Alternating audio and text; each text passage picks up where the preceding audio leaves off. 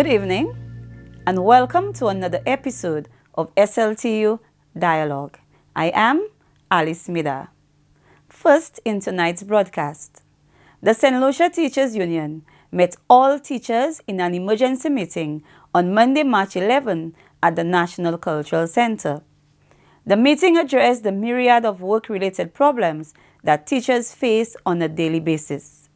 Teachers also expressed the need for the government negotiation team to recommence negotiations and outrightly rejected the idea of accepting a lump sum from government.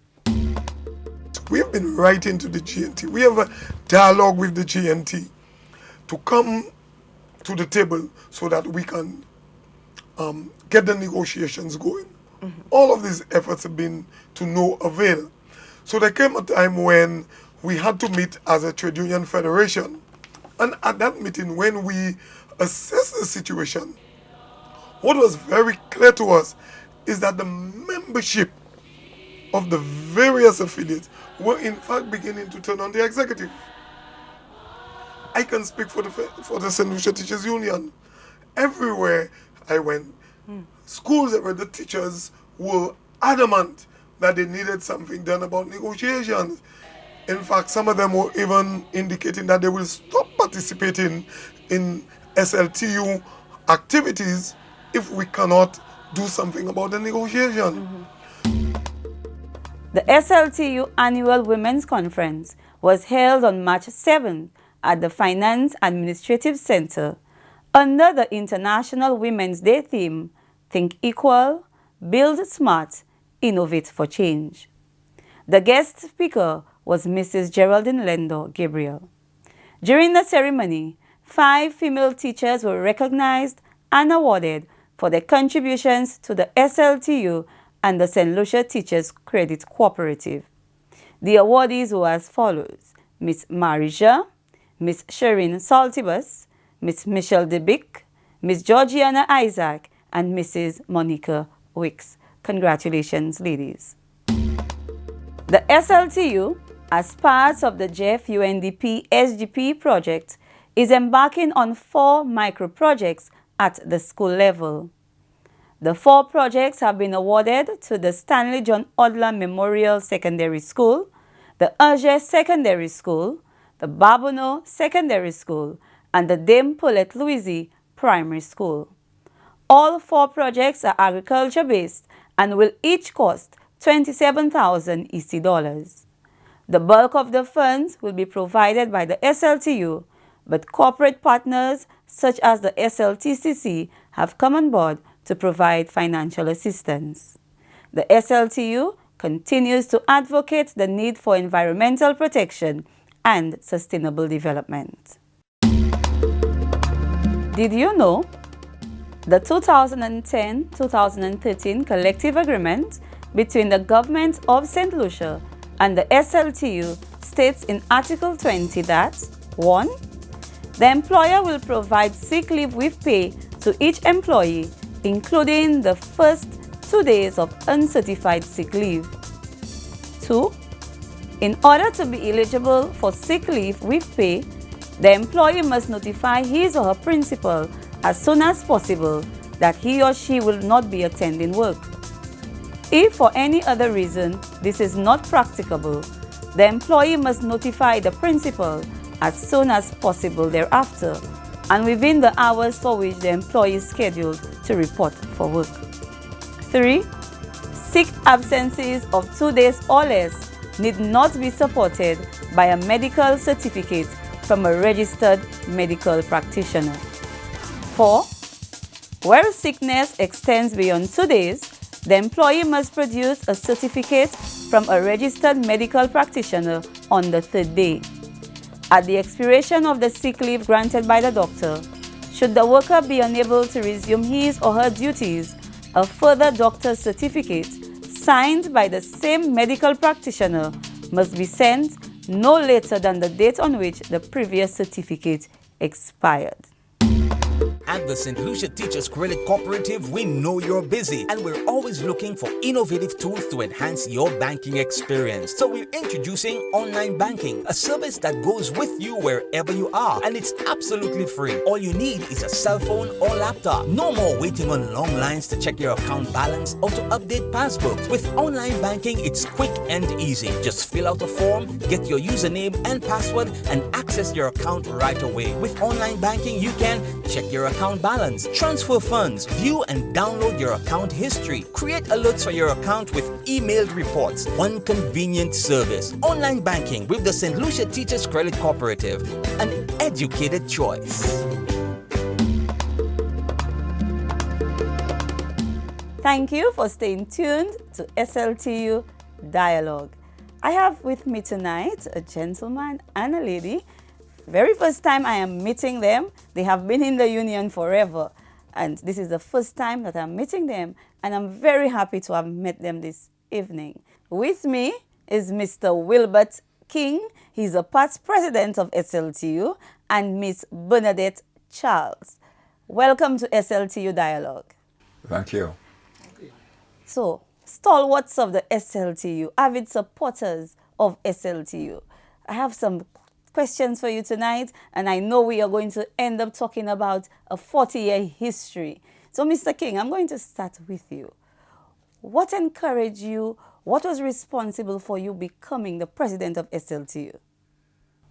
Well, I was a teacher at the time, and I have been very interested, always been very interested in teachers' affairs, teachers' welfare. And I joined the union at a very early age. As soon as I became a teacher, I joined the union. I always attended meetings, listened to the issues, and became more and more involved. So persons around me recognized my interest in the union. And when the time came for candidate to be presented to become president of the union, I did present myself, and I was successful. But at that time, a number of things were happening in St. Lucia, in the Caribbean, in the world. And in particular, you had more teachers being trained. You had more teachers becoming graduates because more and more people were beginning to access the University of the West Indies, Cable in particular. You also had people beginning to read more on contemporary issues like works, for instance, by authors like Walter Rodney on how Europe underdeveloped Africa, C.Y. Thomas, Dependence and Transformation, and Franz Fanon, The Wretched of the Earth. You know, books like this. So people are becoming a little bit more aware of their surroundings, their environment, beginning to redefine themselves, so to speak. So more and more people started becoming interested in unionism, and I myself, I found myself more and more immersed into it. Also, at that time, something that was of particular interest to us and of concern to us was the fact that the salaries and conditions of service of teachers were really below par. And we're talking 50 years ago. How We're long talking ago? about 40 years 40 years ago. 40 years ago, and before that it was even more terrible. Because in 1972, when I left Teachers College, that's a very long time ago. That's way before I was born. Right. My salary was $270 per month. Wow. And people entering the service at the time, their salary was $60 a month. But strangely enough, the group of teachers that left after me at Teachers College received a salary of $240 a month. And I see you That's nodding right. at Yes, Miss that's Charles. right. Yes. So So at that Miss time, Charles, while I got $270 a month, unfortunately for Miss Charles, Yes. she got $240. wow. And I graduated the year after. And that was just the year after. Now, So what was responsible for that change in salary?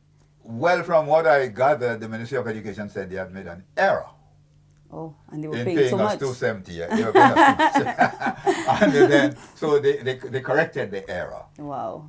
And unfortunately for Miss Charles, her group ended up getting $240 per month. Wow. So, I mean, things were so terrible at the time. And I mean, the whole perception of teachers in the society was one where, you know, you are at the bottom of the ladder. Yes. All the time. To the extent that I could tell you, when I got married in the 70s, two ladies were having some small talk. And they said, by the way, you know, this young lady got married, you know, referring to my wife, who was also a teacher. And one of them asked, who is she married to, sorry? And the other one said, oh, to that guy, you know, who's a teacher, you know. And the other one said, a teacher? You got married to a That's a teacher? no-no. Yeah, I mean, this is, come on, you are setting up your life to give one of poverty and deprivation. Yeah. So, you know, I mean, I'm just saying, giving this to you as a background to how things were and how people looked at the profession, you know, and so forth. But so, at that yes. time, difference in salaries, that's a big difference. They made an error. How did the union handle that at the time? Do you recall? We were a little powerless at the time. We felt powerless. We made a few attempts to speak to the powers that be, and we were stonewalled. There's nothing they can do. It's an error, this, that, and so on, and that's so it died a natural death. That was it. But remember that was 1973. Yes. 1973. Yes. And at that time, we did not have the type of thrust as a union, you know, that we have now, or even... I think at that time, actually, it was an association. Yes, well, and the teachers union was not even being looked upon as a real union, but they were referred to as an association and so forth. But even then, I could tell you there was a little bit of agitation, because a particular teacher, a young teacher, very bright young man, who tried to agitate at the time, was actually expelled. From the profession? Yes. He was removed. He was in your group. Yes. He was in your group. I remember. Right, and he was expelled.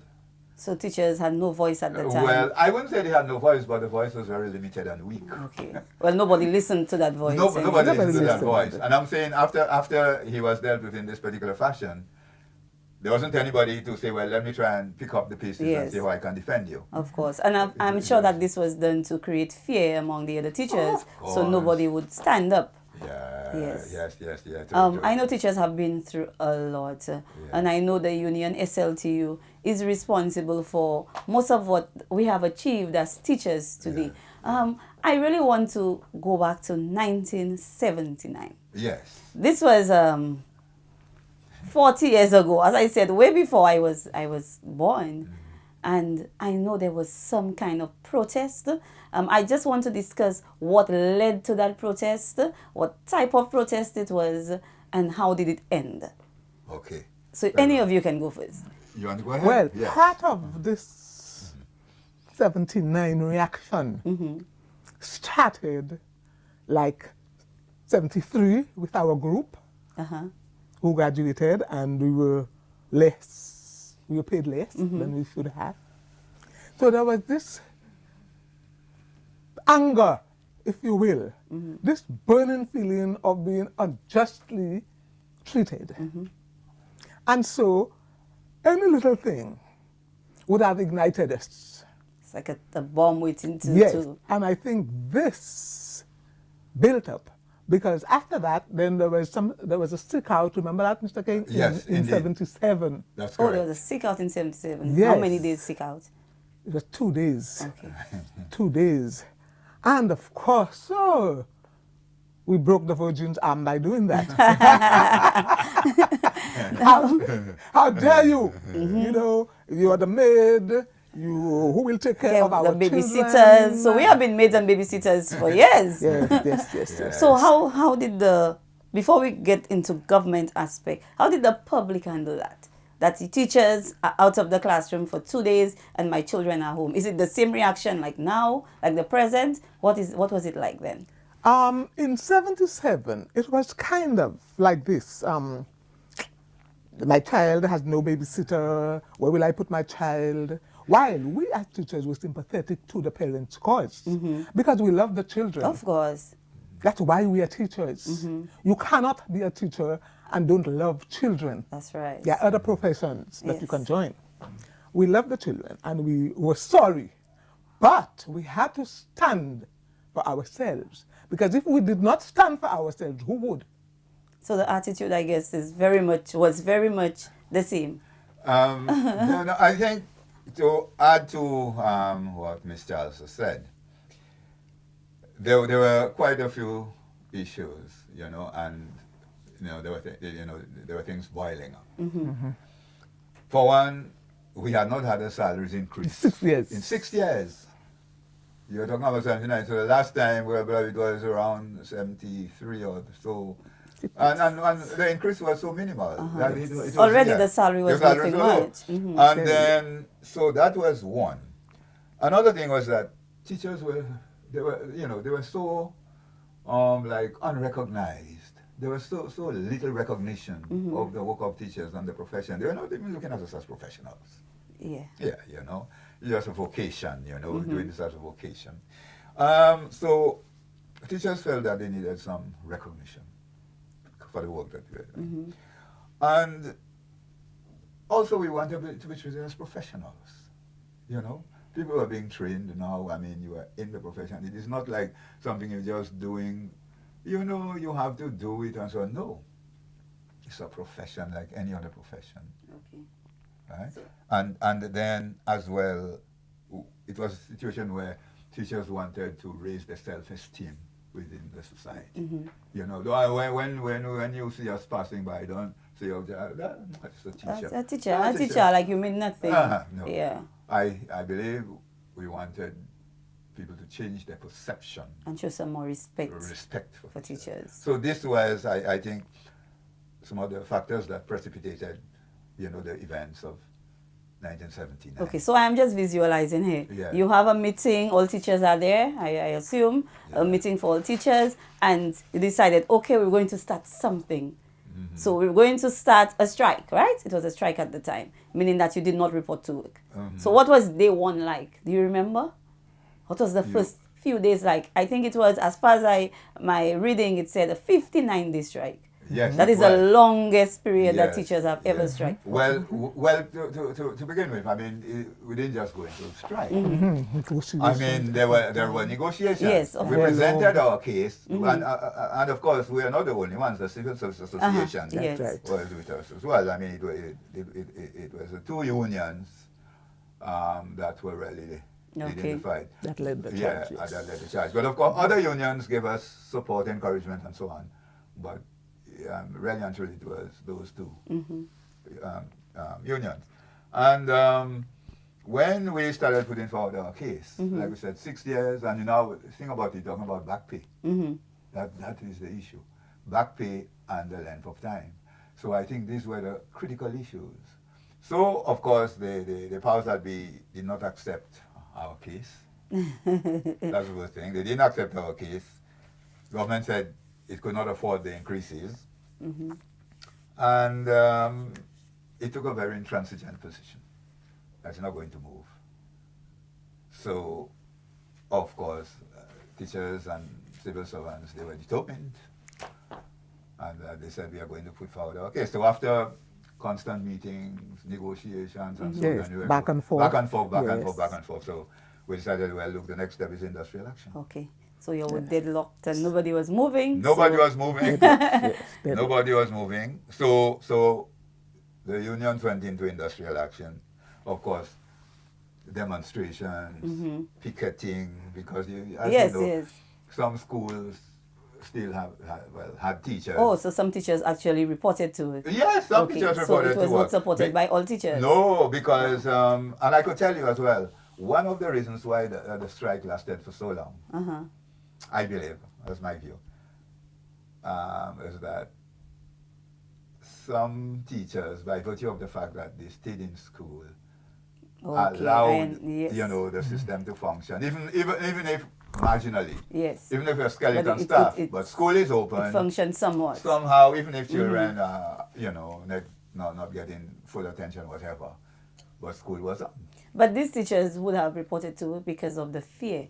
They were afraid of losing their jobs. Do you think so? Yes, fear and intimidation. Intimidation. That too. Yes. But also, in my view, in St. Lucia, we have this political parties. Yes. Okay? I am a so-and-so, or I am a so-and-so. If I withdraw my services, I'm hurting my My government. party. And the fact that you go out, you are being political. But to not go out, you are also being political. Political, exactly. Either way. Either way. Yes. Yes, Even now, SLTU Yes. is going through something now, trying to get the government to continue negotiations. That's right. And person state has been political. Yes, yes. People, yes. citizens will always think it is political, but the SLTU has never been political. No, Absolutely. the SLTU has never been Absolutely has not. never been a political arm of any political any party. party. No tool. We have never said that we are agitating on behalf of any political party. The SLTU has always agitated on behalf of its members, Of its irrespective of the which party. government That's it. is in power. Okay. And the record is there to show that. Yes. Okay, so negotiations, deadlock, and you have to go back to your members and say, we are going on the road, we are going to picket, we are going to go out with our placards. No, it's we not are- the union who says that. It's not in fact, not the leadership actually. Well, yes. members, The members. who stand up and say, we are going to do this and we are going to do that. In all my years, I've been a member since 1966. I have never attended a union meeting where what we do is directed by The executive. labor. The members that- have all the power. Members always come and say we want this, and they have time. They have been time. When the executive try to Placate things. And calm yes. down, but Yeah. The members are not having No. it. It is true. And they were very determined. And that And was the then case. it became a battle of will. Who has greater willpower? Who has more fortitude? Who has more mental strength? Who will not vacillate? And who will maintain the line of march? It was calling for resilience. And I could tell you, in my life, I don't think I'll ever witness another situation where I saw people being so resilient. I agree. People sat by the CSA center, by the CSA building, for weeks, for days, and for weeks and months. They are eating salted biscuit and water. And we used to drink. There was an orange juicy. Yeah, for weeks. Said that this is your meal. Yes. Wow. And every time we had negotiations, we go, and when we come back, we report, and we say, we'll say, look, nothing is happening. Nothing is changing. So they'll say, okay, we go back on the road. Did the police intervene? Oh yes, well, we'll come, but when we started demonstrating, at first they granted us permission at first. But later on, when things started getting a little hotter, because remember, independence came in whilst we were on strike. And obviously, the government would not want there to be demonstrations. It will look bad for them. Yeah, look, when, independence activities are about to take place, they are planning things, there are visitors, foreigners, so you want to give, a very, you want to present a very good picture of your country and so on. So we wanted to demonstrate, and the police said no permission. So what did they do to stop you? No, well, we still demonstrated, but then they gave us a lot of tear gas. We got a lot of tear gas from the police. Oh yes. And whilst they were giving us the tear gas, we told them, do you all know that we are also fighting your cause? Yes. Because whatever we get, you're going to get it too. Yes. But of course, They were instructed to do so. and the police was doing its duty. Yes. You have to remember that. Yeah. The police is the only state agency that is empowered to employ the legitimate use of force to calm down any situation. That's their role, that's their duty. So while we recognize that, hey, we are fighting for you too, but you are doing that to us, we understand the So state was system. any teacher arrested? Yes. Yes. One particular afternoon, evening, Charles in is fact, laughing. one particular evening, it got really testy. Oh yes. It was really testy, and that was, I think that was one day when they didn't give us permission. Oh, okay. But we were on the road anyway.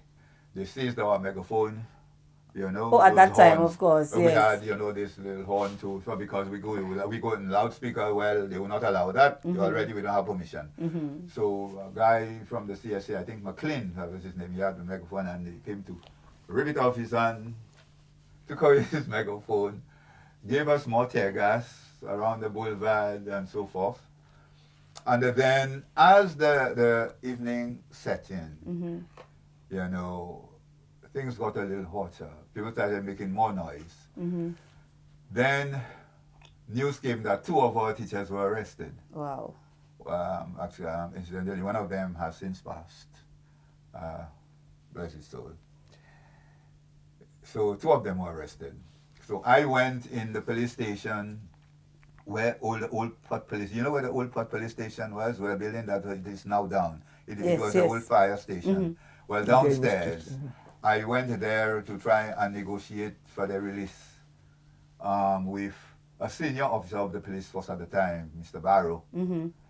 I can't remember if he was a deputy or assistant. He was in khaki. Yes, but one of the gazetted officers. Yes. He was a gazetted officer. And whilst I was talking to him inside there in the small office, bottles were being pelted at the building, and you're just hearing the noise and the explosion of the bottles. Okay. I got a little concerned because at the time, because I didn't know who was throwing the bottles. When you have a demonstration, people who are not members of the union can infiltrate, Yes. and then they can come and cause trouble. Yes. So I got a little concerned, and the officer himself, I could see he was visibly shaken. He took out 2 revolvers. Oh, wow. And he started loading them. He loaded one, put it on his desk, took a second revolver, loaded it, and he told me if they think, you know, they are going to attack him, he's ready for them. I told him, I don't think they'll attack you. So, who was pelting the bottles? Well, I do not know. Maybe Miss Charles might have.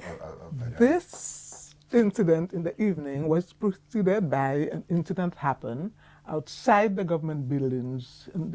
At midday, we used to go on picket. Yes. On the picket line, a group of teachers stood there, armed, linked, whatever. A high-ranking police officer came and struck one of the teachers on the picket line. Okay. But he chose the smallest man, but the wrong man. Okay. Because this man was either judo or karate. So by the time the blow had landed on him, the police officer was on his back on the ground. Well, the person was defending Oh, yes. himself. He was on his back on the ground. Okay. And of course, all people like me excited. I could imagine. I wish I was there. So teachers really went through a lot during those 59 days of strike. But what ended the strike? Well, actually, after all these things took place, independence went, and we really thought, I could tell you, we really thought that, hey, the government wouldn't allow independence to come and for it not to try and negotiate with us to end the strike. I mean, like anything else, we wanted to be part of the independence celebration too. It was history. But then we had to maintain the line of march. Of course. The independence came, things didn't, they didn't, reach any resolution. So we continued, but the government got even more intransigent. Wow. It said, the Prime Minister said, you can put a gun to my head. I am not shifting. I have heard that famous line. And he used another line. He said, you all can strike until doomsday. I will not shift. And you know how the union responded the next day? With a placard saying, we're striking until doomsday. It's just to show you how. And there was a lot of So things. in the end, how did you decide to? Yeah, in the end, after a lot of tussle here and there, it was decided that, look, we'll have to go to a tribunal. Okay. To see the tribunal to arbitrate. And I recall at that tribunal, the unions agreed that Mr. Calix George would make the presentation to the tribunal. He was the past president of the CSA. And I recall, well, he gave a very good presentation. And for the government, Mr. Parry's husband's deceased. I think he was Attorney General, at the time, you know. So he was making the case. And I recall very vividly that the judge, I think it was Toby, isn't it? The Toby Tribunal. Toby Tribunal. Toby did not like Mr. Husband's submission at all. Okay. And he was roughed up a bit. Okay. I recall very well Mr. Husbands was saying that we deliberately went on strike during independence, which wasn't correct. We were already on strike when independence came. And he told the judge, you know, we really tried to create trouble just when the country was about to attain its independence. So you know what the judge said? Mr. Husbands, what are you talking about? Any union that is worth its salt will hit at the time when Of it's course, most effective. definitely. I was thinking that was the best time to do it. although remember it started before. Yes, before. yes. So but the tribunal, the result of the tribunal was in our favor. Very much so. And you got your salary increase? Yeah, in fact, teachers' salaries doubled. Wow. People who qualified teachers, I think, almost doubled. In the end, Yeah, because by then, the government had changed. it's true. Remember? Okay, okay. Yes. By then, the government was a general election. The government had changed, and the new the government negotiating team, we settled for 60% across the board. Wow. That's But- remarkable. Yeah, also, but remember the tribunal had also said that Yes, our yes. case, Yes. that our You case had- was good, that our case was solid. It is just that it had not been in terms of Percentage, money. yes. The But percentage either was way, not you got what settled. you wanted and more. Yes, Yes. and I mean, it was, and I could tell you, it was a watershed moment. moment Oh, for teachers in St. Lucia. absolutely. From that time on, people started looking at teachers differently. Differently. I'm getting goosebumps here. That was a remarkable Yeah, achievement. people started looking at Yes. teachers differently. Teachers started getting at least a better salary. In those days, well, $600 wasn't too bad. You're talking Yeah. about things. It's not like now where everything is so expensive. And then the profession, the teaching profession, began taking, making new strides. Teachers getting professional training after you've left teachers college, different courses here and there. More teachers going to university. And right now, you have so many teachers with first, second degrees, yes. PhDs, and so on. So, from that, it really created this Yes. a kind of movement. springboard, Yeah, that's Wow. right. The impetus Yes. was provided for teachers to move on. And then, and now, if you look at, they look at the outcomes now. When we You were were benefiting. Yes, of course. You didn't take the tear gas, by the way.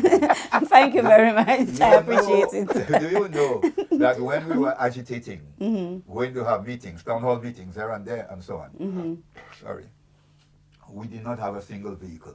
No teacher had a vehicle. At that Wow. Yeah, we could Now almost every teacher. No. Not one vehicle. We had to depend on the Civil Service Association Wow. for a lift because things were so terrible with us. So that's So when you financially. teach the teaching, when you choose the teaching profession, you're choosing a life of poverty. Yeah, it was like Yeah, that. and but some then- persons don't understand that. But I'm saying now, when I go by a secondary school sometimes, I can't find a parking spot because there are so many vehicles.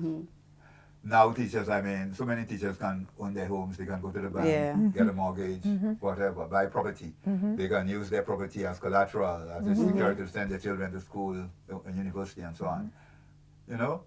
But all that really, the springboard, like Miss Charles said, was 1979. And that 59 day The strike. 59-day strike. Yes. Absolutely. And I'm sure Yeah. teachers all across St. Lucia are very grateful. They are very, very happy. So, Mr. King, Miss Charles, I wish I was there then, just to give support, because teachers, young persons like me who have been in the profession, 10, 15 years, some persons just starting out, they have benefited from your struggles and the struggles of teachers, the struggle of SLTU. So, I really want to thank you for this. It is a pleasure speaking with you. It was a pleasure having you here. But we really have to wrap up because our time has come to an end. Any last words you want to say? Yeah, just to say that I would like to mention the contributions of some of the leading executive members of the at that time. We had Mr. Dasheville, who was the vice president. He's since passed. Miss Teresa Plummer, who is still there, still alive. And on the CSA, you have Mr. Dimac, who is still here. But Mr. Gabriel Charles, who was vice president of the CSA, and Mr. Laurie August, the secretary, they have passed. Yes. Okay. So, I just wanted to mention that they were Yes. very key figures, Instrumental. yeah, and contributors to the struggles of 1979. Okay, thank you. Ms. Charles? I would just like to advise our current young people who are in the teaching profession to don't give up. Be militant. Fight for what you believe in. If you don't fight, nobody will fight for you. And you need to do that so that you can propel yourself forward. Thank you, Ms. Charles. Teachers, young teachers, I am hoping that you heard Mrs. Charles. We need to fight for what is right, what is fair. So thank you very much. Long live the SLTU. Long live. Long live. And here's our fun fact for this evening. Nobody pushes more work than a teacher who has lost one day of teaching. Thank you for watching SLTU Dialogue. See you next time. I am Alice Medard.